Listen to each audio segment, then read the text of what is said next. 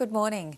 A female police officer is fighting for life in hospital with burns to 90% of her body following an explosion at Middle Park in Melbourne. 2 other police officers and 2 firefighters were also seriously injured in the blast. Authorities were responding to reports of a man threatening to harm himself inside his Hambleton Street unit around 9:15 last night.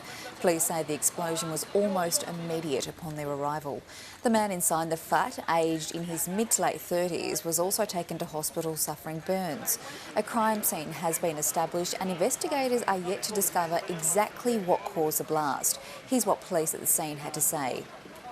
Hospital. The federal government is trying to establish how an Australian mother and her daughter died in Bali. Authorities say the pair, aged 54 and 14, were from Queensland. Unconfirmed media reports suggest they died from food poisoning or a food allergy. Reports of their deaths came through last night. The Department of Foreign Affairs says the Australian Consulate General in Bali is liaising with local authorities. Fire crews have battled through the night to defend properties under threat from a blaze on Queensland's Stradbroke Island. A Watch and Act alert has now been cancelled, but firefighting efforts are being stepped up this morning ahead of a strong wind change. Myora residents are still unable to return home as the fire continues to burn in that area. Authorities say the blaze has not been controlled, but they're confident no homes will be lost. Residents elsewhere on the island have been warned spot fires are likely to start up 4 kilometres ahead of the fire front and that some power, water and mobile phone coverage may be lost.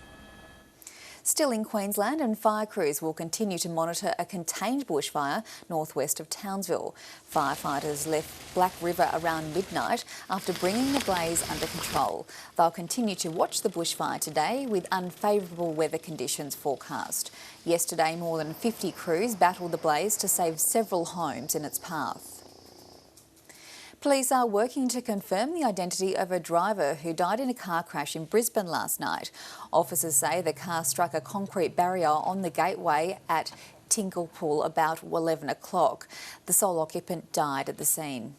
I'd like to take this opportunity to encourage all motorists to take care on the roads at this time of year, particularly obeying speed limits and wearing seatbelts. 4 people have died in Queensland over the Christmas holiday period, which ended on Friday. Police in Sydney southwest is continuing to search for clues after a woman was found in bushland with serious burns. The 39-year-old says a man threw a chemical over her in a park about a week ago. 39-year-old Monica Chettam in detail. An elderly man who went missing from the New South Wales Blue Mountains yesterday has been found safe and well. Rail staff found 88-year-old Francesco Bove on a train in the middle of Sydney last night. He'd gone missing mid-afternoon from a nursing home in Leura. Police had earlier issued a call for public assistance to find Mr Bove, who suffers dementia. Overseas now, and about 100 Bangladeshi polling stations have been set on fire on the eve of the country's general elections. The stations were located mostly in schools across nearly 20 districts.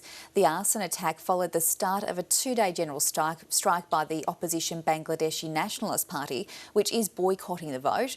The BNP and its allies want the election to be overseen by a neutral government. At campaign day's vote. The family of a British man found shot dead in Libya has said they're devastated by news of his murder. The man had been working for a power company in Tripoli for the past 6 years. His body and that of his female friend were found around 100 kilometres west of the capital. It was on this beach in a dangerous place for Westerners. Reports from Iraq suggest the government has lost control of the crucial western city of Fallujah. The BBC is reporting al-Qaeda-linked militants and tribesmen now control the city after heavy gunfire erupted overnight. Local Sunni Arabs have been angered by what they say is discrimination by the government.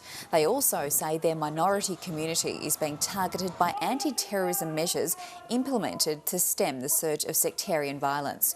US troops sought to pacify the strategic city before withdrawing from the country 2 years ago. Now to sport with Amy Hetzel.